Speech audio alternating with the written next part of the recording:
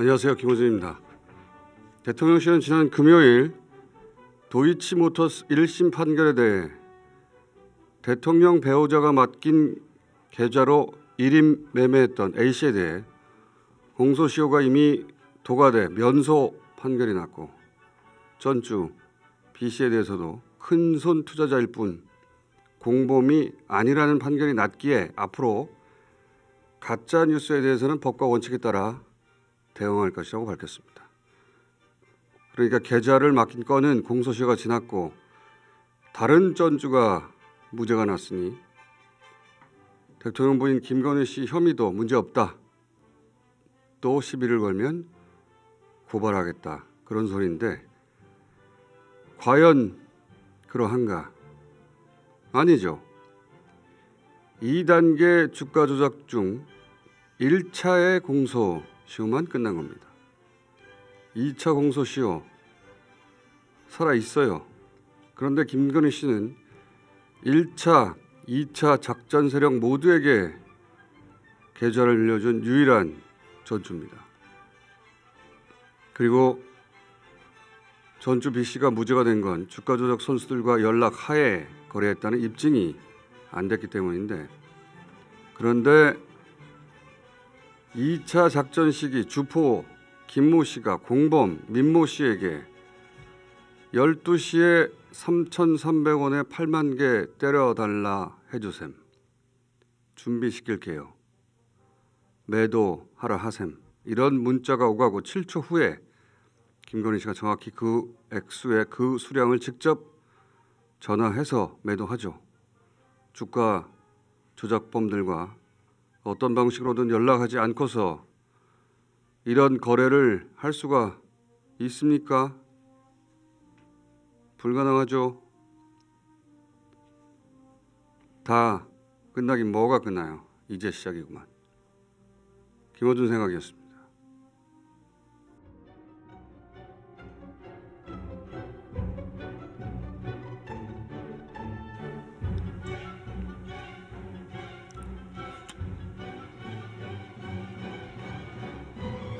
겸손은 힘들다 류밀입니다. 복장에 맞췄네요. 네. 자, 대통령실은 이제 다 끝났다고 발표했는데 네. 끝나긴 뭐가 끝났습니까? 제가 보기에는 이제 시작이다. 왜냐하면 주가 조작이 1차, 2차 나눠져 있는데 1차는 도과했다고 본 거예요. 1차와 2차의 수법이 다르다. 1차가 하나의 덩어리로 묶이고 2차가 하나의 덩어리로 묶인다.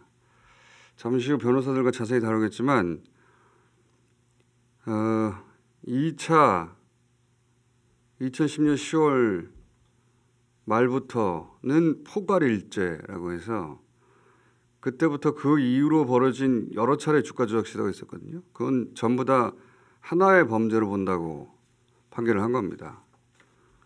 그래서 마지막 주가 조작 시도가 2012년에 있었거든요.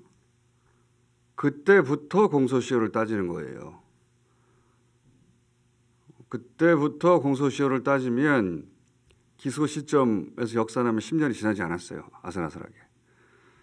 그래서 2심에서 대통령 부인 김건희 씨를 소환할 판결이 내려진 겁니다. 소환할 근거가 되는.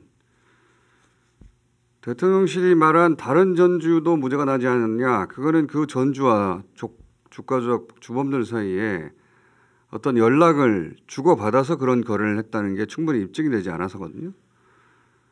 그러니까 돈만, 계좌만 빌려준 게 아니라 그 돈으로 주가 조작을 하려고 한 걸 알고, 그리고 본인도 거기에 일정 정도 개입을 했느냐 따져봤더니 그게 충분히 입증이 안 됐다는 거예요.